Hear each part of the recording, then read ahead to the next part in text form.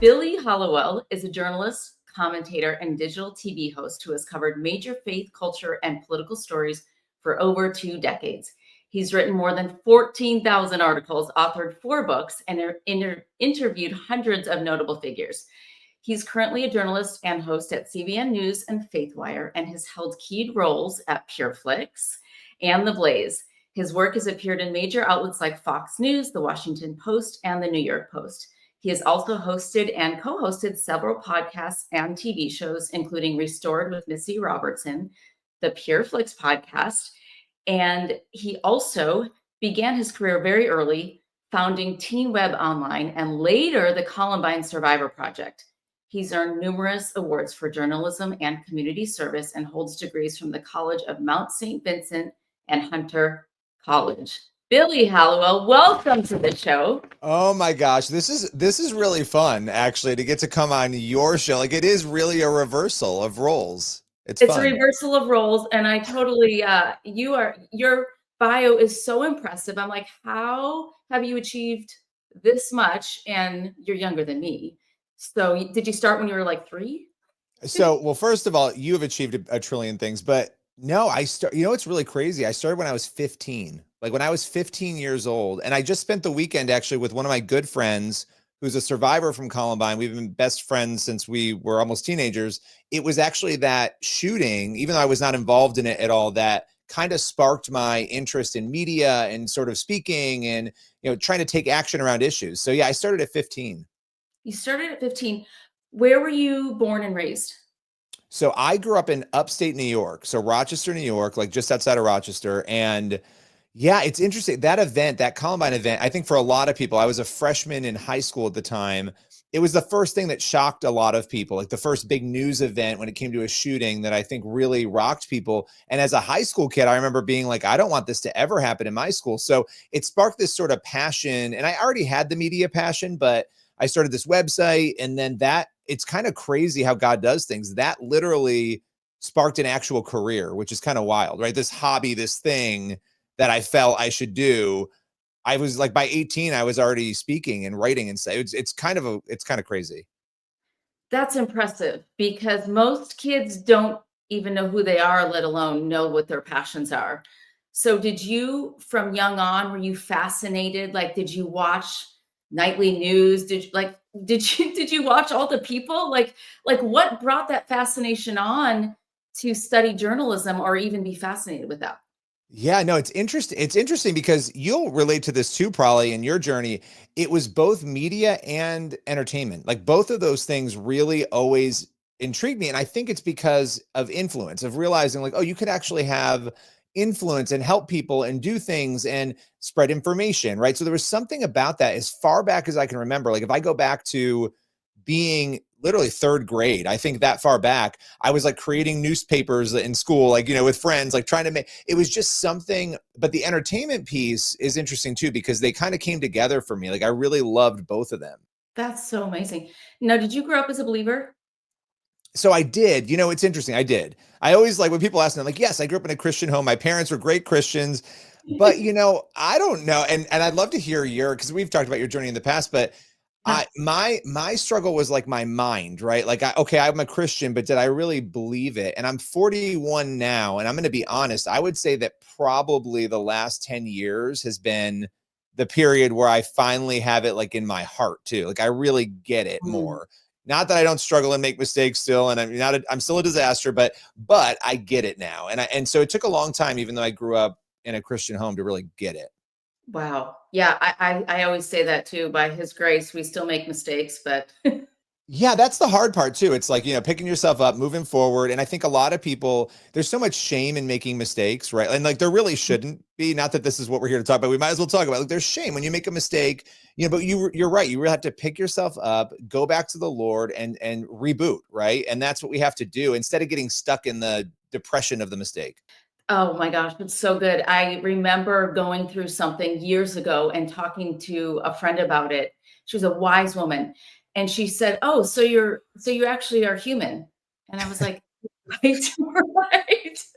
That's right. I am. I'm not. Yeah. That's why I need a savior. I'm human. I'm not perfect." Um, And the older we get and you're married, how long have you been married? We've been married 17 years coming up. So yeah, 17 years. So we've got a 12-year-old and a 9-year-old.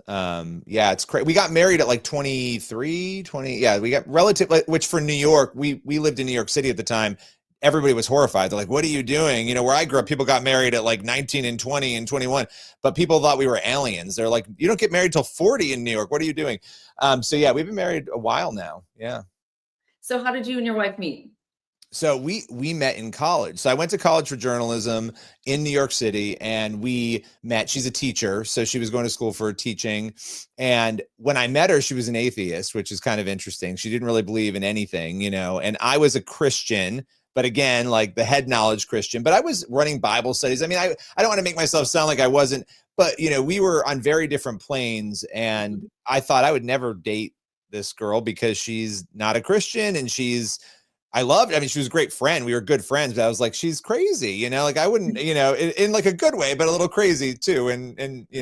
But God totally changed her heart. And we actually did start dating before she was a Christian, and God like immediately changed her heart. And it was amazing to watch, honestly. I feel like I know her because I watch you on social media, and I love your sense of humor with your wife and your kids. Like you guys dancing around.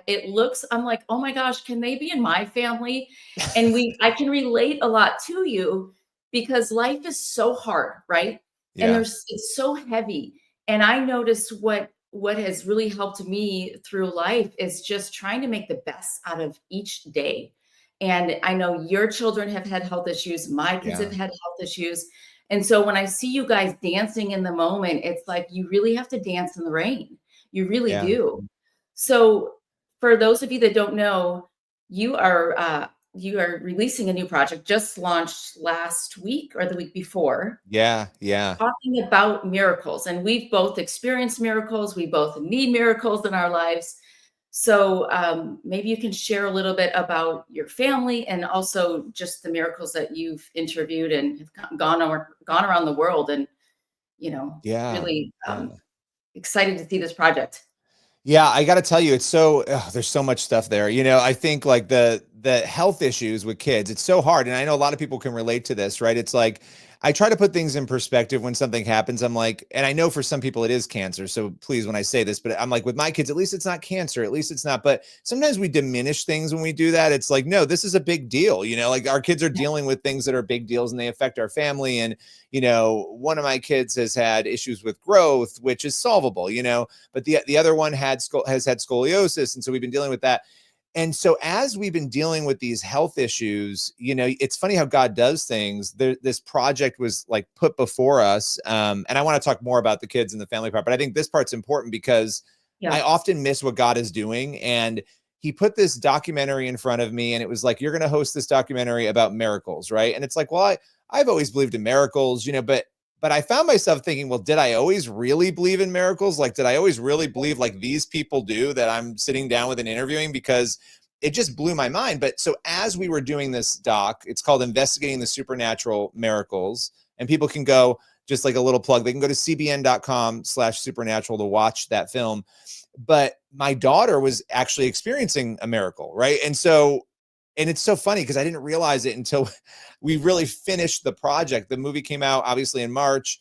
In February, we went for a scan of her scoliosis. This was a kid who went from when she turned 6 years old, they checked her back, long story short, and they were like, her back does not look right. You need to get to a specialist. And she was already and they normally don't check a 6-year-old's back. So Right. she was already at 34 degrees. And so thank God they found it, because if we had missed it and she grew, she would have been surgical potentially. Like, it would not have been a good situation for her. So we find that she has this curve. She goes from like totally normal kid into wearing a brace 21 hours a day, like full torso Oh, brace 21 hours a day with a 3-hour break, basically. So that was really hard. But I bring all that up because we really didn't just take the doctor's advice of like, hey, just come back every 6 months. We did everything we could to find other options, physical therapy, traction, we did all of these things, right. but we also prayed. And it was the first time in my life, not that I haven't prayed for healing, not that I like laid my hands on her and prayed. That was not something I had done, a lot. And in February, she went for her scan and they can barely detect scoliosis right now. So like, I'll have to send you the image after. Like, her back is under 10 degrees and she's out of the brace. We're monitoring her. We're like keeping an eye on it. So anyway, that's a very long story to say we experienced this crazy miracle while I was working on this miracle series. And it was just crazy. I mean, Thank it's you, been crazy. Jesus.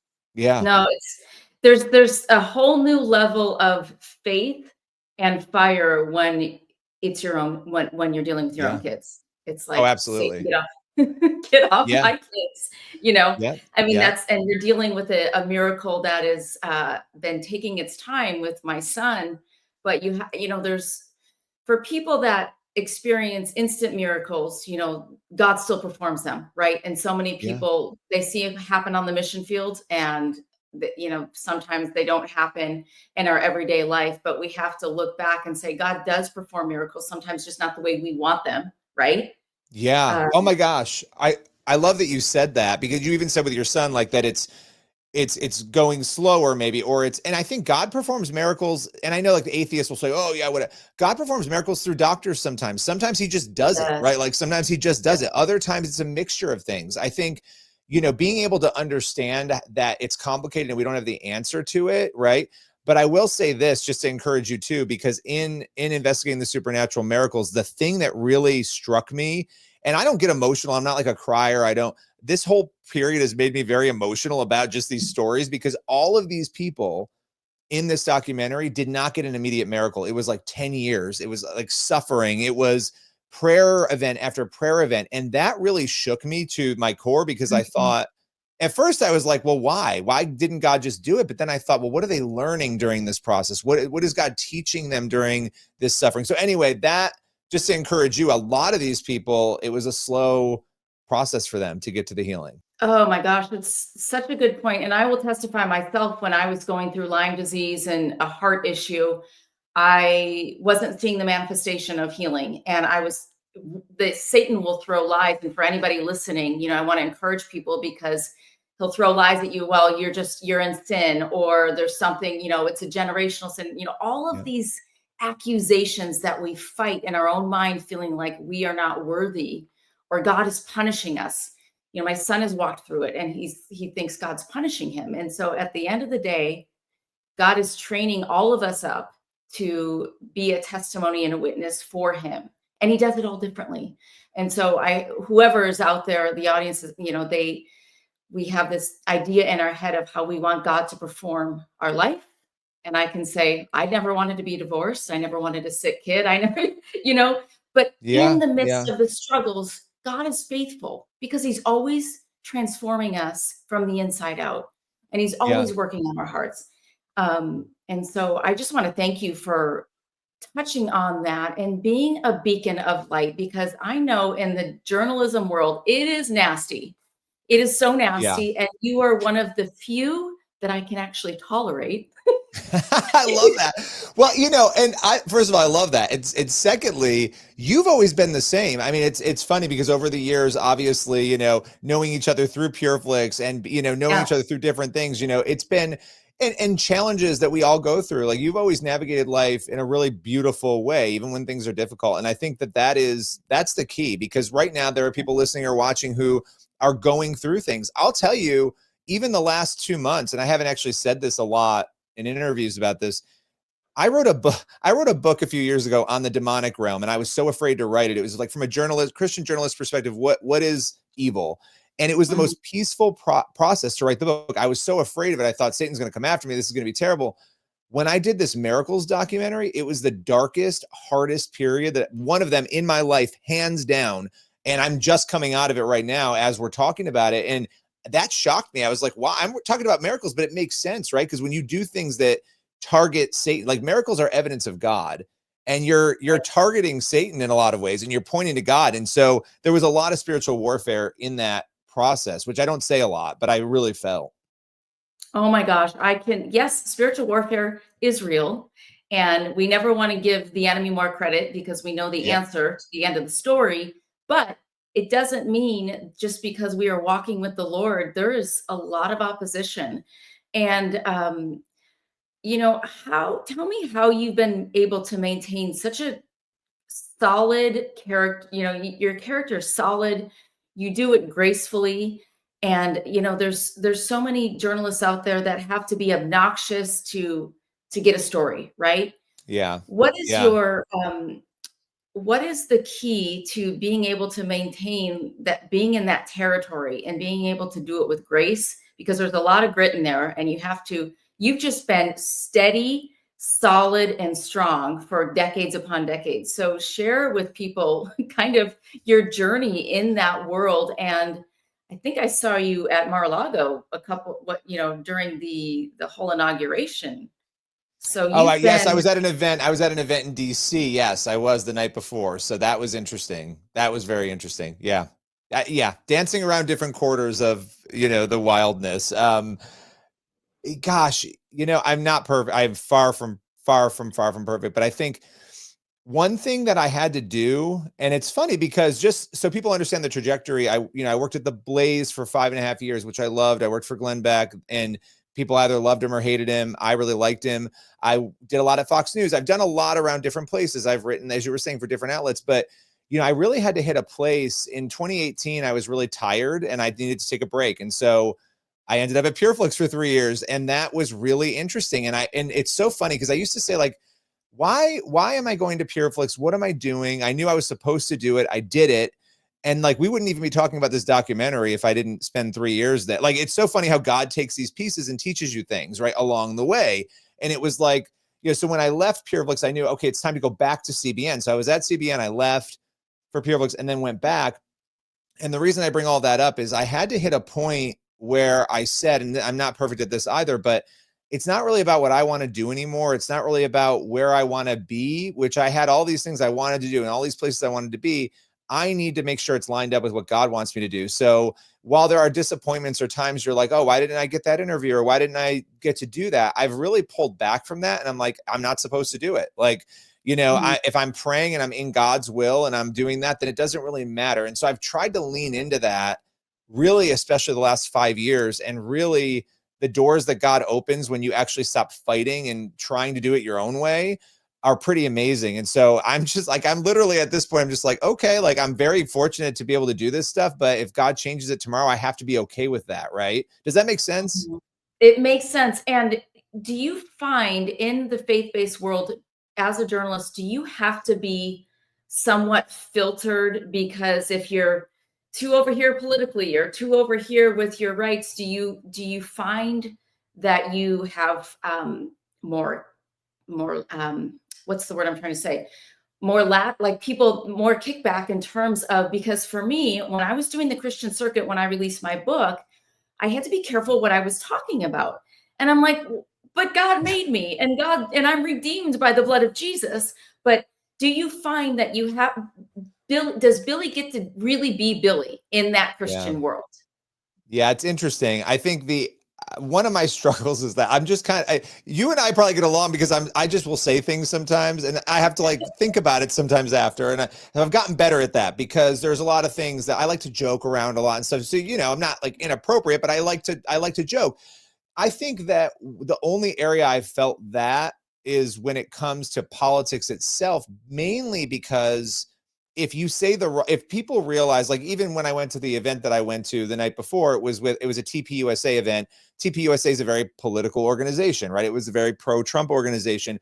But look, if people were inviting me on the other side of things, I'd show up. Nobody invites me, right? But so for me, it's like, if you're going to invite me and I go, I found that you have to be careful because people will ice you out, or they'll say, oh, you have to be careful, or so I tend to not go as crazy sharing partisan view, like supporting a candidate, but I talk about a lot of issues. And I have found that when you talk nicely about issues, even complicated ones that are tough, people will react well as long as your tone is okay. I think learning tone has been huge for me because it's a mixed bag, but I think you're right, especially in entertainment. I think it's even harder for actors because the minute you go out and say, oh, I experienced this, or I made this mistake, or I did this, or I whatever, or you criticize something, it becomes a different thing almost for you guys. Like, it becomes like, oh, well, how could you be on this platform?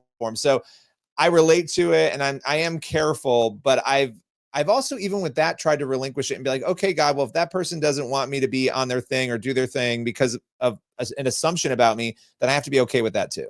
Yeah, no, it's so true. I mean, and I think at the end of the day, the older you get, you realize you're going to get criticized and judged and hated by all the world because that's just their opinions, and you just got to Right. throw it out the window. So you have interviewed hundreds of thousands of people. If Billy was at the table having dinner, who would you like to be there? Gosh, there's so many people. I'm really interested in people's stories who, a lot of people who've even become friends. A lot of people I interview, they become friends with me because it's just I love their story, and I'm like, okay, now you have to be my friend. So you don't really have a choice. But like, I mean, like Joshua Broome is somebody who is a friend, and he was an ex, adult film star who became a pastor, right? Those stories are so fascinating to me because it's like you have Brittany De La Mora as another person who is an adult film star who became, who's got an amazing ministry reaching people now. And it's like that darkness that people go through, and you see it with Paul in the Bible, right? Like, that transformation. I'm attracted to those stories. So I think people like somebody like Russell Brand, it'd be really interesting to sit across from Yes. him and talk to him about what is it that has led you to this place, right? I think people, no matter who it is, who's president, like Trump, who I have interviewed before he was president, a number of times before he was president. I'd be interested in how the job has changed him. I think any transition that somebody goes through, and I don't care whether people love them or hate them, it's interesting. But yeah, so anybody like Russell Brand, I think like Joe Rogan, these people who are dancing on the Yes. periphery of faith, right? Like they're dancing on the periphery of faith, like they're interested. I'd love to talk with them because I'm just so curious about what hasn't brought them over the line, or for like Russell, what has. So I have a new show idea, Billy. I think we need to do start a show where we have dinner with people that we want to interview, and I'll show up. Ooh, Wouldn't that be fun? this would be really fun. Like, Oh I my think we could. gosh. Wouldn't that be fun? Because Joe Rogan, I was on Fear Factor, so Joe actually remembers me from when I was 23. So I might have been in there. I don't know. He's Oh, kind of popular, but he is, but you know him. He could be our first guest on this show. That's a great show. It's funny. At Pureflix, we had an idea for a similar show where we would make like the meals with each other too. So like you bring people together and you're making the meal together and you're talking and you're like going through this journey. Anyway, we're going to have to offline about this now, Andrea, because this is a good idea. Nobody better well, steal this idea from us. yes, well, yeah, exactly. So we'll have to figure that out because we could say that we thought of it first. We did. And Um, well, we have proof when this runs. So there you go. that's right. We have proof, and I know you have to run because you are running the circuit of so many interviews today. But I would love to do this again. Maybe Absolutely. potentially, a bigger, greater, better show I love this. for the dinner, whatever we want to Mhm. call it, conversations with Billy and Andy. I don't know. I don't know. I like it. I like this. Or Andy and Billy. We could even like I think it's a great idea. I love that idea though, being able to sit down with people and because that's what I've found. Before we go, I just want to say with Yes, interviews, the thing that's the most interesting is getting to know who people really are, because we don't get to, like, you meet people where that's they right. are on a national stage, but you have no idea how they got there. Right.